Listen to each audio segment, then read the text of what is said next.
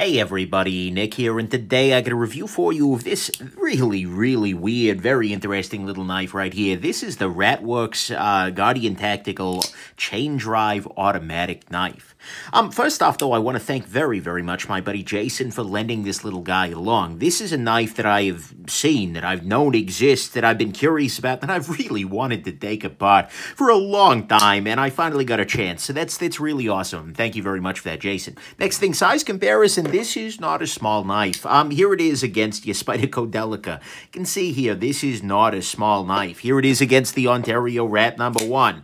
Holy crap, is this not a small knife? The cutting edge is about equivalent to the Rat 1, but yeah. Here it is against the ZTO 562CF, 452CF. Same thing, right? No, not at all. But again, not a small knife. And then finally, here it is against another kind of beefy overbuilt sort of thing. This is the ZTO 393 Hinderer knife. So anyways, there you go. That is size comparison. Then finally, a quick note. This is made by Ratworx, which is a company. They seem to do a lot of like sporting goods sorts of gun stuff. But they also, this is also done with Guardian Tactical. Here, I'll see if I can shed a little light on the subject there.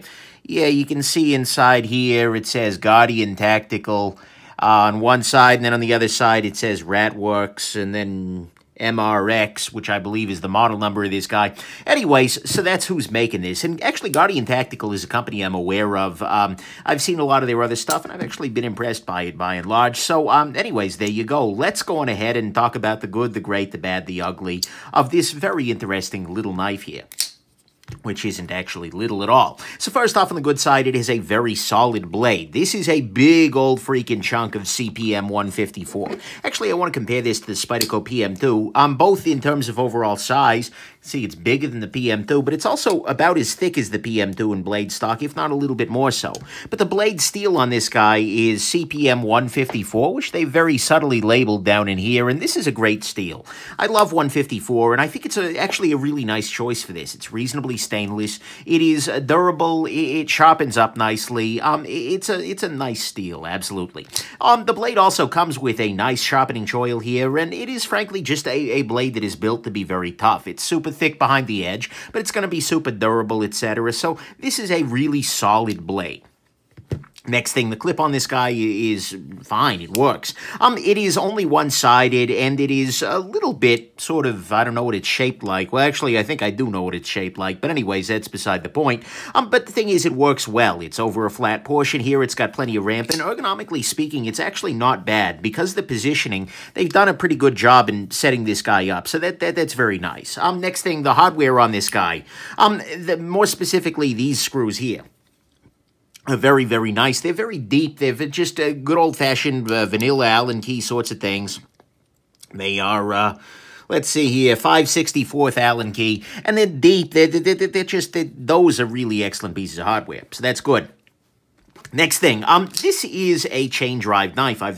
You've been seeing this already, and I'll talk a little bit more about that in a second there, but one nice part about it is that the chain is actually protected when open. One of my very first thoughts when hearing this is like, oh my god, that chain is going to get full of whatever it is you're cutting. It's going to, as you're using it, it's just going to collect gunk. But the thing is, no, the chain actually retracts into this space back in here, which is actually a very nice idea, because it means that there is only a very small portion of this chain that is basically visible that can pick up gunk and dust and whatnot as you're using it. You can certainly, as you're carrying it, get stuff up in there, but by and large, as you're using it, this is pretty much immune, so that's good. Next thing, the ergonomics on this guy are actually not bad. You're a little bit far away from the blade, but it feels good in the hand. I imagine if I had bigger hands, I have smaller hands than most here, I would feel even better about it, but by and large, it's a very nice little piece here. So that's good. And then there is a very nice bit of shielding on this release button. What I mean by that is, take a look at this. There's this little half circle around the release button. There's also this little groove. But one of the things that's always a little scary with an automatic knife is the idea that you could pop it open just with pressure. But the thing is, I'm pressing this, and this table has a little bit of give. Like a really bad automatic knife, if you just press down, will come flying open. Whereas this guy does not. It's got this little guard, basically, that's going to prevent you from touching that unless you really mean to open the knife. And as a result, though, because of the way that the human thumb is, well, manufactured, so to speak, it works out very, very nicely, or the index finger. But I can fire this reliably, but I can also be pretty clear that it's not going to fire if I don't want it to. So that's good. And then finally, I got to say, in terms of build quality, this is pretty solid. I mean, you get no gaps here. It's overall, I mean, aside from this, which is a lanyard hole, maybe, I think, but it's not badly constructed. By and large, it's well done. So, anyways, there you go. That's the good. It's nicely built. The release button is well shielded. The chain is protected when open. The ergos are decent. The hardware, at least these parts here, are very, very nice, with a nice clip and a very, very solid blade. To me, what's great about this is the uniqueness of it. This is the only chain drive knife in the world, at least that I am aware of. And the thing is, it is a reasonably simple design. Most, out the side automatics, like this guy is a more conventional side-mounted automatic, which has, I believe, a little torsion spring in there, and means that when you pull the button back, there's a little spring that kind of out there. You've seen assembly disassembly. If you check out the my video on the ProTech Half-Breed, that'll show you a very similar approach, or the ProTech Magic. But the thing is, the chain drive approach means that they can just have a set of coil springs, what look to be pretty off-the-shelf springs. They're nested two within each other there, and those will just retract the chain back, and so when you release this button, the chain gets pulled into here, and the blade comes flying open, etc. And then they've got little grooves on the back of the blade here, so the chain sits in the proper position, won't move.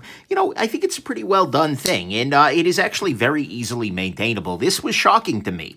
I expected this, and in fact, Tony Skull and Brady over at the Gear Geeks Live podcast said, Nick, this is going to be like the final boss of knife disassemblies. No.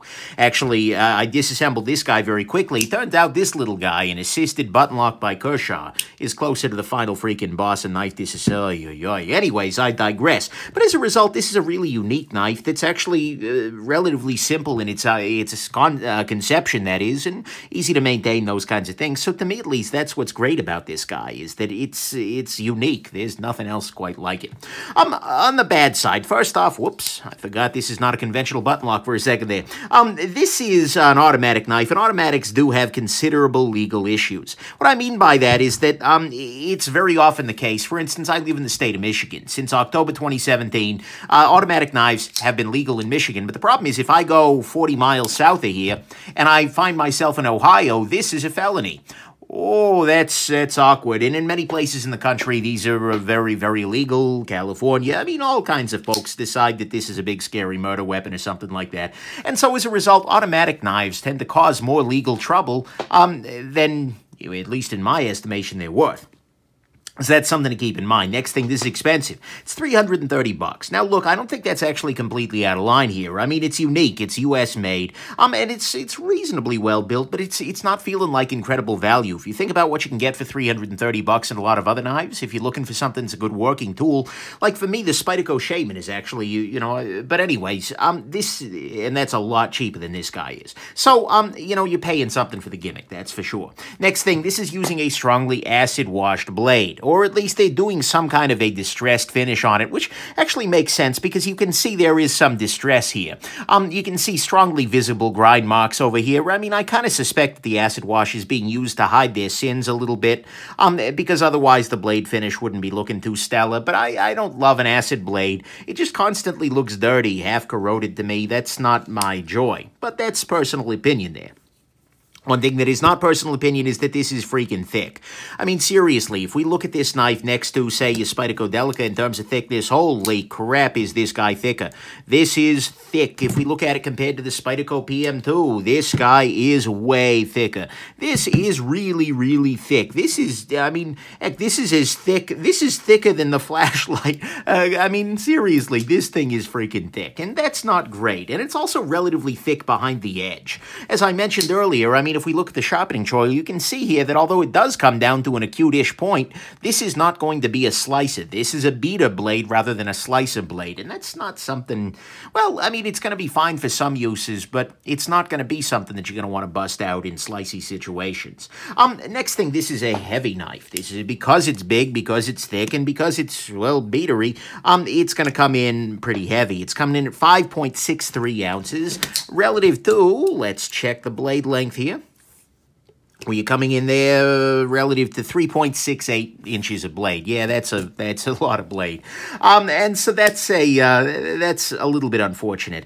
Next thing, this does have a free spinning pivot. As you saw during the disassembly, actually, no, you didn't see that during the disassembly, because the first disassembly I did to confirm that I wasn't an idiot, I managed to deal with that, but nonetheless, that could be an issue, and it's going to be a much bigger issue in the future versions there. Then finally, on the bad side, this guy right here, this chain, attracts lint like crazy. Just carrying this guy, this chain, because it is a little bit lubricated, and I think it should be, is just going to pull every bit of lint from your pocket into the mechanism. And so this is something you're going to need to, I feel like, take care of on a regular basis if you are maintaining it, particularly if you drop this guy in the dirt or something, like chain first, you're probably going to want to take it apart at some point. And so, yeah, that's not a great thing. And especially given that this channel is not super huge, and that at the end, especially when you get down to here, the spring tension isn't all that strong, so I can see a situation where if you get enough crap in there, the knife will actually fail to lock, and that's not going to be great. So you're going to want to make sure that you're taking good care of this guy, given that it has that tendency to pull stuff into that little channel, which is important. So that, to me, is the bad. It's going to attract some lint. It's got a free spinning pivot here. It's thick behind the edge. It's heavy. It's just thick in general. It's got an acid wash blade. It's $330, which I don't think is out of line for made in the USA, this kind of thing. And automatics cause considerable legal issues. On the ugly front, first off, the new ones come with a proprietary pivot screw. In fact, my buddy contacted Ratworx specifically and had them swap in an older model pivot screw that wasn't stupid and proprietary. This looks easily enough defeated. The new pivot screw looks like you should be able to make something that'll get through there pretty straightforwardly, but still, this is a knife that will need maintenance because it is pulling gunk into there, and Guardian Tactical is trying to prevent that by using a stupid screw. That's an ugly, ugly thing. Stupid pivot screws that are proprietary is never a good idea, but especially on this knife more than most, that's just bad. And so if you buy one of these, make sure it doesn't have a proprietary pivot screw and see if Ratworx can help you out, because that's a bad approach. Then finally on the ugly front, honestly, although the chain thing is neat, I don't feel like it offers you any kind of advantage that isn't aesthetic. I feel like this knife would be about the same in functionality, just using sort of a basic torsion spring. I mean, the deployment action is no different on this guy here than it is on this little Hawk Mud auto right here. I mean, in fact, these are a very interesting contrast pair. But anyways, ultimately, this just feels like any other out-the-side auto, but it's got this big old chain on it with all of the various things that entails. And so as a result, although it's certainly an automatic knife and it works fine, I don't feel like it works differently because it's chainy. And as a result, I'm not super impressed by that. So to me, that's what's ugly here, is that the chain drive doesn't feel like it's winning anything for us, and at least in the non-aesthetic domain, although it is kind of neat. And the newer ones are coming with a proprietary pivot screw, which is always a bad idea, and hopefully you can get swapped out if you decide to pick one of these guys up. Final conclusions. Look, this is a really neat little proof of concept. I think it's the only chain drive knife out there, and that's probably for a reason. I mean, it's not a bad, overbuilt, big, beatery sort of knife. I mean, if you're looking for a big, heavy harbinger of destruction, then by God, this is that. And it's got a little bit of the chain drivey flair. I mean, if you are, say, like a biker, well, either mountain or motorcycle, this is a really nice choice to consider, just aesthetically speaking, because holy crap, it's a chain drive. That's kind of neat. But at the same time, it's kind of a gimmick. I'm going to be real here. A chain doesn't feel like it's winning me anything relative to conventional designs for an automatic out-the-side knife. It's not a knife that's particularly compelling to me, aside from the one point of interest, the chain thing. Maybe I am just biased here, because let's be real here, this is not a knife that really fits into my aesthetic particularly. I mean, overbuilt and beefy for me is a con, not a pro. It's doing acid washes, things like that. Maybe you can chalk some of this up to my own personal bias, but, and you know what, if you love everything you see in here, if you're looking at this just like, oh my God, yes, I want, then go ahead. Look, it's okay. You got some things to keep in mind, but it's going to serve you okay. If you're not looking for something super slicey and you're willing to do a little maintenance, then by God, have fun with it. But ultimately, you know, my general feeling is that it's a neat idea. I'm kind of glad they did it. I'm certainly glad I got to see one and take it apart. But although this little rat works, I'm not so sure I'd be too quick to chain my wallet to that kind of a price point. Anyways, hope this has been interesting to you, that you have yourselves just an absolutely wonderful rest of the day, and that this review has been an effective guardian of your purchasing Power. That was bad. Have a good one, everybody. Bye now.